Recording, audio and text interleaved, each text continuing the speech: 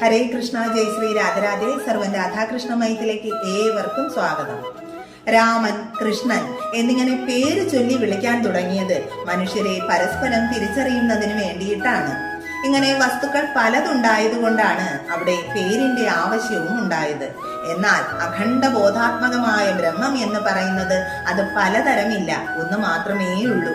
അതുകൊണ്ട് തന്നെ ബ്രഹ്മത്തിന് പേരിന്റെ ആവശ്യവുമില്ല. ഇങ്ങനെയൊക്കെ ആണെങ്കിലും നമുക്ക് ചുറ്റും പല വ്യത്യസ്തവും വിരുദ്ധങ്ങളുമായിട്ടുള്ള അനുഭവങ്ങളാണ് ഉള്ളത്. സുഖം, ദുഃഖം, സന്തോഷം, സങ്കടം, സൗന്ദര്യം, വൈരൂപ്യം, നന്മ, തിന്മ, ശത്രു, മിത്രം എന്നിങ്ങനെ പല തരത്തിലുണ്ട്. ഇവയെല്ലാം തന്നെ ഒരേ ഒരു ബ്രഹ്മത്തിന്റെ പല ഭാവങ്ങളാണ് എന്ന് ജ്ഞാനികൾ പറയുമ്പോഴും അത് വിശ്വസിക്കുവാൻ വളരെ പ്രയാസമാണ്. അതായത് ശത്രുവും മിത്രവും ഒരുപോലെയെന്നും സുഖവും ദുഃഖവും ഒരുപോലെയെന്നും ജ്ഞാനികൾ പറയുമ്പോൾ സാധാരണക്കാരായ മനുഷ്യർക്ക് അത് വിശ്വസിക്കുവാൻ വളരെ പ്രയാസമുള്ള കാര്യം തന്നെയാണ്.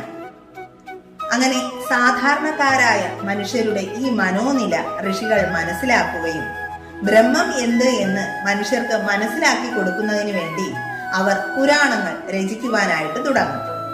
അങ്ങനെ അവർ 1000 നാമങ്ങൾ ഉരുവിട്ടുകൊണ്ട് ബ്രഹ്മത്തെ പ്രകീർത്തിക്കുവാനായിട്ട് തുടങ്ങും. അങ്ങനെയാണ് സഹസ്രനാമങ്ങളുടെ ഉത്ഭവം. ഈ കാണുന്നതെല്ലാം തന്നെ ഒരേ ഒരു ബ്രഹ്മത്തിന്റെ വ്യത്യസ്തമായ വിഭൂതികൾ മാത്രം. ഈ സത്യം തിരിച്ചറിയാതെ അരൂപിയുടെ രൂപഭാവങ്ങളെ കുറിച്ച് മനുഷ്യർ പോരടിക്കുന്നു. ഒരേ ഒരു സത്ത തന്നെയാണ് സർവവ്യാപിയായി എല്ലാ ജീവജാലങ്ങളിലും ഗൂഢഭാവത്തിൽ അന്തരാത്മാവായി വിളങ്ങുന്നത്. അത് ഒന്ന് തന്നെയാണ് പലതായി രൂപം കൊണ്ടതും.